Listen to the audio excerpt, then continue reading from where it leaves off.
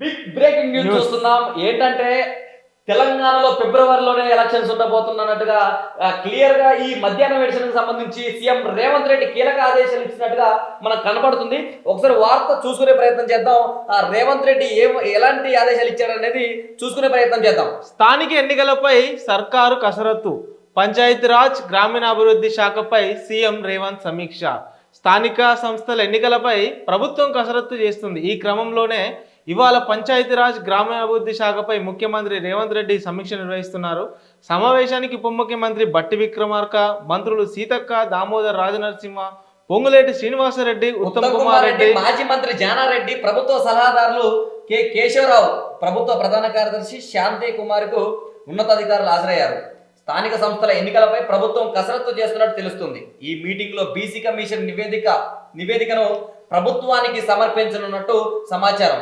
ఈ అంశంపై చర్చించి రిజర్వేషన్లపై నిర్ణయం తీసుకునే అవకాశం ఉంది. ఆ వెంటనే ఎన్నికల సంఘం నోటిఫికేషన్ విడుదల చేసే ఛాన్స్ తెలుస్తుంది. నిజంగానా ఒక్కసారి మనం చూసుకునే ప్రయత్నం చేద్దాం. వాస్తవానికి కూడా తెలంగాణ రాష్ట్రంలో ఈ ఎలక్షన్స్ అనేది, సర్పంచ్ ఎలక్షన్స్ అనేది ఎమ్మెల్యే ఎలక్షన్స్ కదా గొప్పదైపోయింది. Hot topic. ఎమ్మెల్యేలు అన్న ఎలక్షన్స్ అన్న ఇంత ఈజీగా అవుతాయి కానీ సర్పంచ్ ఎలక్షన్లు అంత ఈజీగా కావు. అవును, అవకాశం కూడా లేదు. వాళ్ళు ఇప్పుడు ఆల్రెడీ వాళ్ళకు 1 year నుంచే ప్రీ ప్లాన్ గా ఉన్నారు. సర్పంచ్ చూసుకునే ప్రయత్నం చేద్దామన్నా. తెలంగాణలో మొత్తం 33 జిల్లాలు ఉన్నాయి. 599 రెవెన్యూ డివిజన్లు ఉన్నాయి, మండలాలు ఉన్నాయి. దానికి గాను 12,780 గ్రామ పంచాయతీలు ఉన్నాయి. ఈ గ్రామ పంచాయతీలకు సంబంధించి ఏదైతే గ్రామ పంచాయతీల ఎన్నికలు అనేది ఈ జిల్లాలకు సంబంధించి ఎమ్మెల్యేలు ఎన్నుకున్నారు, మంత్రులు ఎన్నుకున్నారు. తర్వాత ఈ మండలాలకు సంబంధించి ఇప్పుడు ప్రెసెంట్ అధికారుల హ్యాండ్ ఓవర్లే ఉంది. ఈ జెడ్పీటీసీ తర్వాత ఎంపీపీ వీళ్ళందరూ కూడా అధికారులు ఉంది. కానీ ఇప్పుడు గ్రామ స్థాయికి వచ్చేలోపు అక్కడ ఖచ్చితంగా గ్రామ స్థాయిలో సర్పంచ్ ఖచ్చితంగా ఊర్లో ఉంటేనే ఆ పెద్ద మనిషి బాగోగులు అని చెప్పి. సర్పంచ్ అంటే మామూలు వ్యక్తి కాదు. మరి ప్రధానమంత్రి వచ్చినా కూడా సర్పంచ్ కి ఇంటిమేషన్ ఇవ్వాలి. గ్రామానికి మొదటి పౌరుడు సర్పంచ్. ఇప్పుడు ఇంకోటి, ఇది కులగణన సర్వే అయిపోతేనే సర్పంచ్ అది కొలిక్కి వస్తే వాళ్ళు కమిషన్ ఇస్తే తప్ప సర్పంచ్ ఎలక్షన్ స్టార్ట్ చేయలేదని మాట అంటారు. ఫిబ్రవరిలోనే ఎలక్షన్లను మాట అంటారు. ఏదో ఒకటి క్లియర్ నిజానికి కూడా ప్రభుత్వం అధికారుల దగ్గర ఉందో లేకపోతే రాజకీయ నాయకుల దగ్గర ఉందో మిస్టేక్ అర్థం. ముగ్గురు పిల్లలు అయితే ముగ్గురు పిల్లలు ఒకటి, ఇద్దరు పిల్లలు ఒకటి. కాంగ్రెస్ ముగ్గురు పిల్లలు ఉన్న వాళ్ళు ఎలక్షన్స్ లో పోటీ చేయొచ్చు అన్నారు. అది ఇంకా క్లారిఫికేషన్ ఇవ్వలేదు. ముగ్గురు పిల్లల ఇద్దరు అప్పుడు పోటీ చేయొచ్చు అన్నారు. దాని తర్వాత వెంటనే ఇద్దరు పిల్లలు ఉన్న వాళ్ళకే పోటీ చేయొచ్చు అని చెప్పి ఆ తర్వాత చెప్పారు. తర్వాత యాజ్ యూజువల్ గా ఇద్దరు పిల్లలు ఉన్న వాళ్ళకే ఇప్పుడు పోటీలో ఇద్దరు పిల్లలు ఉన్న వాళ్ళు లైన్లు ఉన్నారు, ముగ్గురు పిల్లలు ముగ్గురు లైన్ లో ఉన్నారు. ఇదేదో కొలికత్త తప్ప ఇది ఒక కొలికి రావాలి. దీంతో పాటు ఇది మొత్తం ఒక డిసైడ్ అయితేనే అక్కడ పని అవుతుంది గ్రామ స్థాయిలో. ఎందుకంటే వాస్తవానికి ముగ్గురు పిల్లలు ఉన్న వాళ్ళే ఎక్కువ పోటీ చేద్దాం అన్నట్టుగా గ్రామ పంచాయతీలలో క్లియర్ కనబడుతుంది. మరి సర్పంచ్ ఎలక్షన్ అంత ఈజీ కాదని వార్డు మెంబర్లను గెలిపించుకోవాలి. ఉప సర్పంచ్ 10 మంది వార్డు మెంబర్లని వీళ్ళందరినీ గెలిపించుకునే పనిలో పడ్డారు. ఏడాది నుంచి జనాన్ని వాళ్ళ వెనుక తిరుగుతున్న కార్యకర్తలను అరుసుకోవాల్సి ఉంటది. వాళ్ళని అరుసుకోవాల్సి ఉంటది. తర్వాత ఇక్కడ మనకి ఫిబ్రవరి అంటున్నారు ఒక పక్క, ఫిబ్రవరి, మార్చి, జూన్ వరకు అంటున్నారు. ఫిబ్రవరిలో ఎలక్షన్స్ జరిగితేనా ఇక్కడ మనం చూడు, ఫిబ్రవరిలో ఒకవేళ ఎలక్షన్స్ కనుక పెడితే సర్పంచ్ ఎలక్షన్స్, ఇక్కడ బీసీకి సంబంధించి బీసీ రిజర్వేషన్ కావాలి ఫస్ట్. మొన్న తీసిన కులగణన అది ఎంత రిజర్వేషన్ అనేది తీస్తే తప్ప ఇప్పుడు తేలేటట్లేదు. బీసీ రిజర్వేషన్ తర్వాత ఎస్సీ వర్గీకరణ కావాలి. ఎస్సీ వర్గీకరణ ఈ రెండింటి మీద ఆధారపడే ఫిబ్రవరిలో ఎలక్షన్స్ ఉంటాయి. అయితే వాస్తవానికి ఈ బీసీ రిజర్వేషన్ అనేది 4 వారాలు పట్టే అవకాశం ఉంటుంది అది స్టార్ట్ అయినప్పటి నుంచి. తర్వాత ఈ ఎస్సీ వర్గీకరణ కూడా ఎంత లేదన్నా కూడా ఒక 1 నెల రోజులు పట్టే అవకాశం ఉంటుంది. ఈ రెండింటికి గాను ఈ ఫిబ్రవరి ఎలక్షన్స్ అనేది అసలు సాధ్యం కాని పని. తర్వాత ఇప్పుడు ఈ ఏదైతే ఓవరాల్ చూసుకుంటే ఇక్కడ టోటల్ గా ఫిబ్రవరికి సంబంధించి ఎలక్షన్ చూసుకుంటే వర్కౌట్ కాని పరిస్థితి. కానీ ఎట్ ది సేమ్ టైం ఆ జూన్లో అంటున్నారు కొంతమంది, జూన్లో అయితే ఈలోపు బీసీ రిజర్వేషను, ఎస్సీ వర్గీకరణ, ఇక్కడ ఏబిసిడి వర్గీకరణ ఈ ఈ ఈ రెండు పూర్తి అయ్యే అవకాశం ఉంటుంది.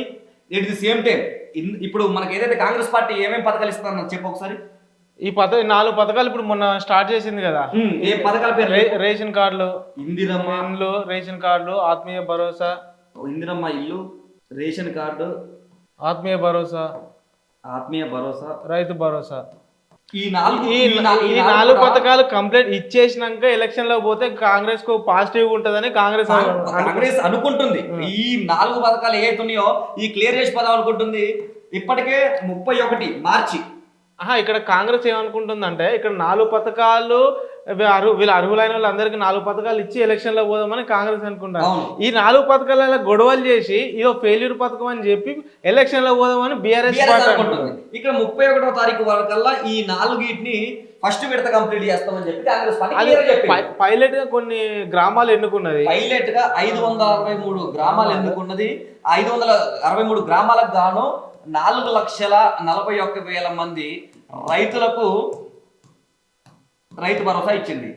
ఈ పైలట్ ప్రాజెక్టులు విజయవంతమైన తర్వాత ప్రతి గ్రామానికి ఈ పైలట్ ప్రాజెక్ట్ విజయవంతం అయిన తర్వాత ఇందిరమ్మ ఇల్లు, రేషన్ కార్డు, ఆత్మీయ భరోసా, రైతు భరోసా ఈ 4 ఏవైతే చెప్పారో కాంగ్రెస్ పార్టీ మేము ఇస్తామని అవి ఈ 563 గ్రామాలకు సంబంధించి అవి ఓకే అయిన తర్వాత ఇస్తామంటున్నారు.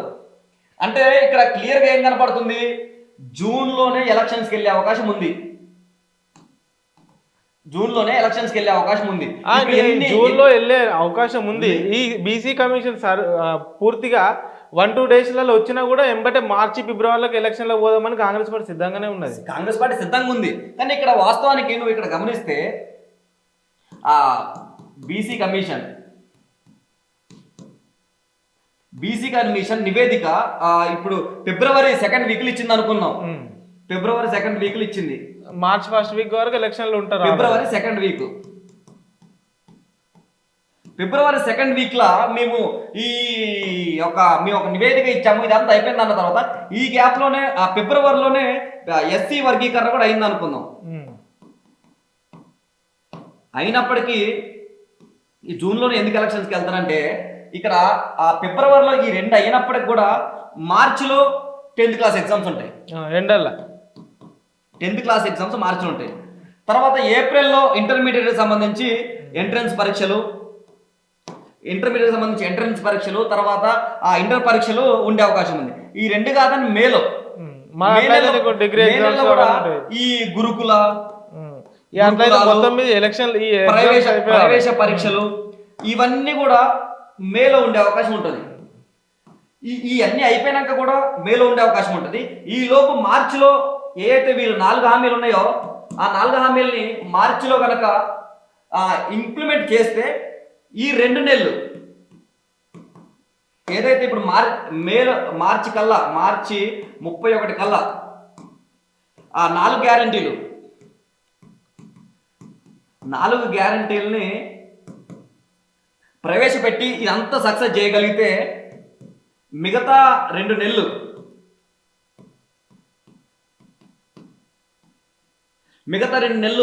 వీళ్ళు ఆ 4 పథకాలని పబ్లిసిటీ చేసుకోవడానికి టైం దొరికింది. ఏది? ఏప్రిల్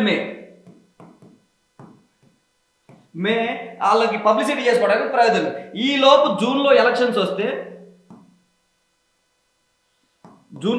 వస్తే కాంగ్రెస్ పార్టీకి కొద్దిగా మనగడ ఉండే అవకాశం ఉంది.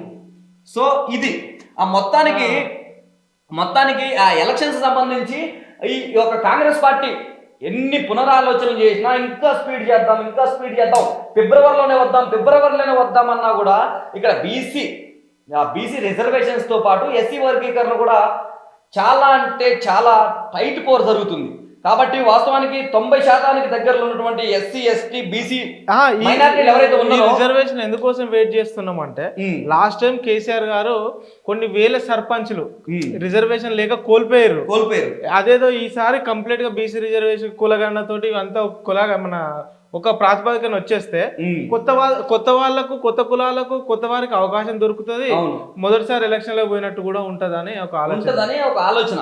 వాస్తవానికి ఇప్పుడు బీసీ నాయకులు ఎవరైతే ఉన్నారో ప్రతినిధులే, మెయిన్ నాయకులు కూడా కాదు, బీసీ ప్రతినిధులు ఎవరైతే ఉన్నారో వాళ్ళే కొట్లాడుతున్నారు. ఇప్పుడు బీసీ వర్గీకరణ కావాలి, బీసీలకు రిజర్వేషన్లు పెంచాలి, మాకు రావాల్సినటువంటి గ్రామ స్థాయిలో ఉన్నటువంటి విలువని ఆ రెడ్లు తర్వాత వెలమలు తర్వాత కమ్మలు వీళ్ళు వచ్చి దోచుకెళ్ళిపోతున్నారని చెప్పి ఒక పక్క వాళ్ళ గొడవలు, ఎవరికి దక్కాల్సిన వాట వాళ్ళకి దక్కాలి. ఒక పక్క ఎస్సీ మాలా మాదిగలు ఏం చేస్తున్నారంటే ఆ మాదిగలకు రావాల్సినటువంటి అన్ని స్థాయిలో రిజర్వేషన్స్ మాలలో పోతున్నాయి అని చెప్పి వీళ్ళు చేస్తున్నారు. ఇవన్నీ ఇట్లుంటే 10% ఉన్నటువంటి కాంగ్రెస్ బడా లీడర్లు ఎవరైతే ఉన్నారో వాళ్ళు ఇప్పుడు రిజర్వేషన్లని అమలు చేయకుండా ఎలక్షన్స్కి వస్తే గెలిచే అవకాశం లేదు ఎక్కడా కూడా. సో మొత్తానికి గందరగోళం ఏర్పడ్డది గ్రామ స్థాయి ఎలక్షన్స్ లో. దీన్ని బట్టి ఫైనల్ గా మాత్రం జూన్ మొదటి వీక్ లో ఎలక్షన్ అవకాశం ఉంటుంది. ఎందుకంటే ఆ ఫిబ్రవరిలో ఆ బీసీ కమిషన్ అయిపోయినా తర్వాత ఏబిసిడి వర్గీకరణ అయిపోయినా కూడా ఇంకొక మార్చిలో 10th క్లాస్ ఎగ్జామ్స్ ఉంటాయి, ఏప్రిల్లో ఇంటర్ ఎగ్జామ్స్ ఉంటాయి, తర్వాత ఏప్రిల్ నుంచి మేలో ఈ ప్రవేశ పరీక్షలని తర్వాత విద్యారంగానికి సంబంధించినటువంటి అన్ని కూడా స్టార్ట్ అయ్యేది మేలో. కాబట్టి ఈ మే మొత్తం అయిపోయినప్పటికి కూడా జూన్లోనైతేనే సర్పంచ్ ఎలక్షన్స్ సాధ్యమయ్యేలా కనిపిస్తుంది. మరోపక్క ఎండలో పెట్టినా కూడా ఇబ్బంది అన్న, ఎలక్షన్ లో పోనీకి ఓట్లు ఎన్నికల కమిషన్ గానీ ఎంప్లాయీస్ గానీ అందరికి ఇబ్బంది. పెడితేనో ఈ సెకండ్ వీక్ మార్చి ఫస్ట్ వీక్ లోకి వచ్చేస్తారు, లేదంటే జూన్ లోకి వెళ్ళిపోతారు. జూన్లోకి ఇప్పుడు ఏదైతే కాంగ్రెస్ పార్టీ ఇస్తానన్న 4 హామీలతో ఇంద్రమ్మ ఇల్లు, రేషన్ కార్డులు, ఆత్మీయ భరోసా, రైతు భరోసా, ఈ 4 ఏవైతే ఉన్నాయో ఈ 4 ఇప్పటి వరకు 563 గ్రామ పంచాయతీలనే ఇవ్వడం జరిగింది. సో మిగతా ఇప్పుడు ఇంకా 1 కోటి మంది రైతులు ఉన్నారు, ఇక్కడ 4,50,000 మందికి రైతులకు ఇచ్చిర్రు. ఇవన్నీ ఎప్పుడు ఇస్తారో చూడాల్సిన అవసరం ఉంది. ఇంకొకటి మార్చి 31 తర్వాతనే మనం కూడా ప్రభుత్వం మీద ఇప్పటికే బట్టగాల్చి మీదేయకుండా మార్చి 31 వరకు ఆగి ఆ తర్వాత మన ప్రణాళిక ఏందో చూద్దాం ఎట్లుందో ఎలక్షన్. ఆల్మోస్ట్ అధికార పార్టీకే పాజిటివ్ సంకేతాలు ఉంటాయి ఈసారి. మరి బీఆర్ఎస్ కూడా మేమంటే మేము అన్నట్టే పోటీలు ఉన్నారు. మేమంటుంది ఒక పక్క ఈ మేమేమో రైతు బంధు మేమేమో నాట్ల టయానికి రైతు బంధు ఇచ్చినాం, వీళ్ళు ఓట్ల టయానికి రైతు భరోసా ఇస్తున్నారని చెప్పి కేటీఆర్ ఒక పక్క అరుచుకోవడం జరుగుతుంది. కానీ ఇది మాత్రం మార్చి 31 కల్లా ఈ కూడా ఫస్ట్ విడత అన్ని కంప్లీట్ కాకపోతే కాంగ్రెస్ కి మాత్రం మనం చెప్పుకోలేనంత నష్టం జరిగింది. ఈ నష్టానికి మెయిన్ పీయటానికే ఇబ్బంది పడే అవకాశం ఉంటుంది. సో చూడాలి మరి ఏం జరుగుతుందో. సర్పంచ్ ఎలక్షన్స్ ఎప్పుడు జరుగుతాయి కూడా ఊహాగానాలకు అందాయి సర్పంచ్ ఎలక్షన్. అంతే, సర్పంచ్ ఎలక్షన్స్ అనేది హాట్ టాపిక్. ఇక్కడ ఎమ్మెల్యేలు, ఎంపీలు, సీఎంలది ఒక తీరు ఉంటే సర్పంచ్ మన హోలకు అందాయి. ఇప్పుడున్న పరిస్థితుల్లో మన హోలకు కూడా అందే పరిస్థితి లేదు కాబట్టి చూడాలి మరి ఏం జరిగిందో.